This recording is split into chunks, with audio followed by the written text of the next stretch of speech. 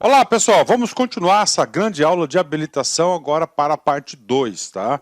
Uma paradinha estratégica para vocês recomporem a energia, né? Estão vendo comigo? Então vamos lá, né? Então, artigo 67. Então, artigo 67, ele fala do quê? Da qualificação técnica. Professor, qual que é o objeto aqui? Qual que é o objetivo? Qual que é o trabalho do artigo 67? É simples, é um só. É verificar se a empresa contratada tem condições operacionais técnicas para realizar o serviço. Tá? Ah, professor, uma das condições, cara, primeiro, se você tem, a empresa tem no quadro de empregados, por exemplo, alguém que seja responsável por ela, devidamente habilitado, com experiência comprovada, ou se a própria empresa tem o quê? Já tenha executado obras, por exemplo, serviços dessa natureza. Então, isso são elementos de comprovação técnica. Então, vem comigo. A documentação, como é que você vai se provar? Através de quê? De documentos, né? Relativa à qualificação técnico-profissional, ou seja, se tem profissionais ali habilitados para tal, e técnico-operacional, ou seja, se ela tem capacidade operacional para realizar determinado serviço, né? Então, qual documentação? Será restrita a, né? Olha que coisa interessante, será restrita, né? Então, o legislador aqui limitou os documentos para a exigência de comprovação, né? Primeiro, apresentação de profissional devidamente registrado no Conselho Profissional competente, quando for o caso, detentor de atestado de responsabilidade técnica por execução de obra ou serviço de características semelhantes para fins de contratação. Pronto, né? Vou dar um exemplo para vocês aí, né? A administração pública deseja fazer uma ponte, né? Ela deseja fazer uma ponte. Não é qualquer empresa que vai ter condições aí de quê? De realizar uma ponte, ter know-how para isso, né? Aí ele vai pedir você a comprovação, né? De quê? De comprovar, né? O quê? O profissional. Aí chega lá, ele, não, mas eu tenho aqui, né? Dentro de um quadro, no nosso quadro de engenheiros, por exemplo, um profissional que já foi o que? Responsável técnico aí por 30 pontes, né? Então tem atestado disso pelo conselho, né? Ou seja, ele está devidamente qualificado, né? Outra coisa importante, né? Certidões ou atestados regularmente emitidos pelo conselho profissional competente, quando for o caso, que demonstrem capacidade operacional na execução de serviços similares de complexidade tecnológica e operacional equivalente ou superior, tá? Bem como os documentos comprobatórios emitidos na forma do parágrafo 3º do artigo 88 desta lei, né? Então, o que está acontecendo aqui, né? Ou se ele tem atestados e certidões aí, né, que demonstra a capacidade operacional, né? O que significa, professor, o artigo 88? Vamos lá. Ao requerer a qualquer tempo inscrição no cadastro ou a sua atualização do interessado, fornecerá elementos necessários exigidos. Então, é lá do cadastro. O que é o parágrafo 3º, né? Olha só. A atuação do contratado no cumprimento das obrigações assumidas será avaliada pelo contratante, que emitirá documento comprobatório da avaliação realizada, com menção ao seu desempenho na execução contratual, baseado em indicadores objetivamente definidos e aferidos e eventuais penalidades aplicadas, o que constará no registro cadastral em que a inscrição for realizada. Ou seja, né? O que é isso? Isso aqui é capacidade operacional. A nova lei de licitação faz isso. Todo contrato será submetido a uma avaliação. Então, essa avaliação, ela também serve para quê? Para comprovação de capacidade de execução operacional. Justo? Mais do que justo, né? Vamos lá. Inciso 3º. A indicação de pessoal técnico nas instalações e do aparelhamento adequados e disponíveis para a realização do objeto da licitação, bem como da qualificação de cada membro da equipe técnica que se responsabilizará pelos trabalhos. Prova de atendimento de requisitos previstos em lei especial, quando for o caso. Registro ou inscrição na entidade profissional competente, quando for o caso. Declaração de que o licitante tomou conhecimento de todas as informações e todas as condições locais para o cumprimento das obrigações objeto da licitação. Então, esses aqui são os meios de comprovação. E agora a gente vai para os parágrafos, né? Então, vem comigo. Parágrafo 1º. A exigência de atestados será restrita às parcelas de maior relevância ou valor significativo do objeto da licitação, assim consideradas as que tenham valor individual ou igual a superior a 4% do valor total estimado na contratação, né? Olha só, né? Mais uma coisa aqui, né? A lei, ela visa o quê? Ela visa desburocratizar, né? Então, o que que ele falou? Olha só, a exigência de atestados, tá? Será restrita às parcelas de maior relevância ou valor significativo do objeto da licitação. Então é o seguinte, vamos supor, eu não sou engenheiro, eu vou chutar para vocês aí. Eu dei o exemplo da ponte, não dei o exemplo da ponte, beleza, né? Aí o seguinte, né? O que que acontece? Uma etapa relevante da ponte é o que? É fundação, tá? É fundação.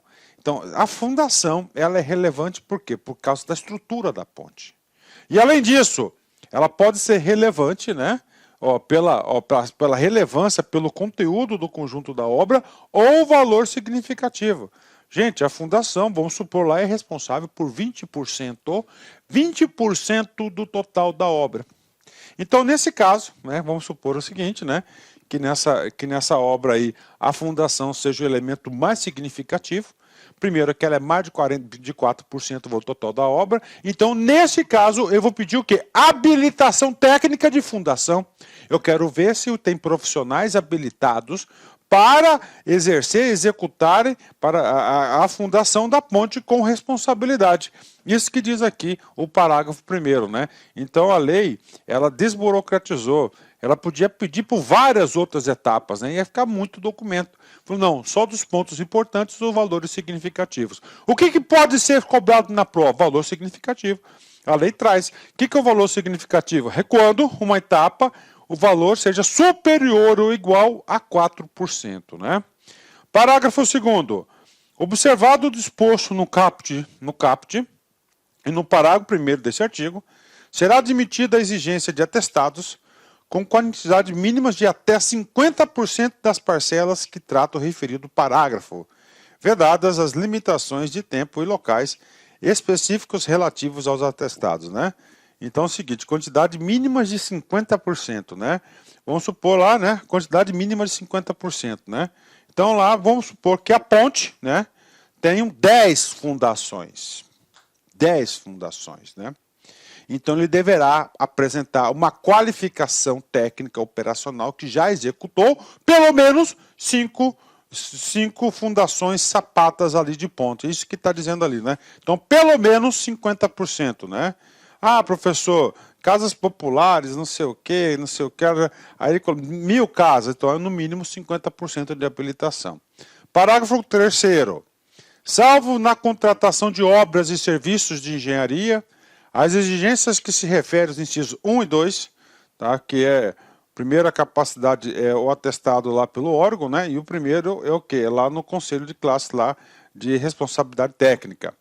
Deste artigo, a critério da administração poderão ser substituídas por outra prova que o profissional ou a empresa possua conhecimento técnico e experiência prática na execução de serviço de características semelhantes, hipótese em que as provas alternativas aceitáveis deverão ser previstas no regulamento, né? Então, o que acontece, né? Aqui é uma situação de exceção, né? Então, poderão ser substituídos por outra prova, né? Só que essa outra prova de certidões lá, né, documentos, deverá estar previsto no edital. Professor, como assim, né? Pô, vamos dar um exemplo, ele trem-bala, né? Conselho de classe. Pô, não tem essas situações, né? O cara só executou isso no exterior. Pronto, é o outro tipo de prova, tá? Outro tipo de prova aí aceitável, né? Serão aceitos atestados ou outros documentos hábeis emitidos por entidades estrangeiras quando acompanhados de tradução para o português, salvo se comprovada a idoneidade da entidade emissora, né? Então, tá aí. Pode ser aceito atestado estrangeiro? Pode, desde que traduzido para o português e seja inidôneo essa tradução. Isso é o parágrafo 4º. Parágrafo 5º. Em se tratando de serviços contínuos, tá? Serviços contínuos, né? Vamos lá, o que é serviço contínuo, gente? Olha só. Serviço contínuo está lá no inciso, artigo 6º, inciso 16. Os serviços contínuos com regime de dedicação exclusiva de mão de obra são aqueles cujo modelo de execução contratual exige, entre outros requisitos, que os empregados do contratado fiquem à disposição nas dependências do contratante para a prestação dos serviços. O contratado não compartilhe os recursos humanos materiais disponíveis à contratação para execução simultânea de outros contratos. E, finalmente, a linha C. O contratado possibilite a fiscalização do contratante quanto à distribuição, controle e supervisão dos recursos humanos colocados aos seus contratos, né? Então, aqui se tratando de serviços contínuos, né? Ok? Aquele ali eu dei o exemplo de dedicação exclusiva, né? O edital poderá exigir certidão ou atestado que demonstre que o licitante tem executado serviços similares ao objeto da licitação em períodos sucessivos ou não, por um prazo mínimo que não poderá ser de 3 anos. Então, habilitação técnico para serviços contínuos, apresentar aí experiência de 3 anos, né? Os profissionais indicados pelo licitante na forma do inciso 1 e 3 do caput desse artigo deverão participar da obra ou serviço do objeto da licitação e será admitida a sua substituição por profissionais de experiência equivalente ou superior desde que aprovada pela administração. Mais do que justo, né? Então o cara lá apresentou lá a carteira profissional de um cara que foi habilitado, ele tem que permanecer na execução da obra. Professor, cabe substituição? Cabe. O parágrafo 6º diz que cabe, né? Inclusive tem que ter o quê? Ó? De experiência equivalente ou superior, né? Então você tem que apresentar outro cara com experiência equivalente ou superior, né? Claro, desde que aprovada pela administração. Parágrafo 7º. Sociedades empresárias estrangeiras atenderão à exigência prevista no inciso 5. Desculpa aqui, o inciso 5, né? Registro ou inscrição de entidade profissional competente quando for o caso, né? Então eles deverão o quê? Eles deverão se inscrever, né? Por meio de apresentação no momento da assinatura do contrato da solicitação de registro perante entidade profissional competente. Parágrafo 8º. Será admitida a exigência da relação dos compromissos assumidos pelo licitante que importem em diminuição da disponibilidade pessoal técnico referida no inciso 1 e 3 deste artigo. O edital poderá prever, para os aspectos técnicos específicos, que a qualificação técnica seja demonstrada por meio de atestados relativos ao potencial subcontratado, limitado a 25% do objeto a ser licitado, hipótese em que mais de um licitante poderá apresentar atestado relativo ao mesmo potencial subcontratado, né? Então isso aqui é uma subcontratação, né? Chama-se quarteirizações, né?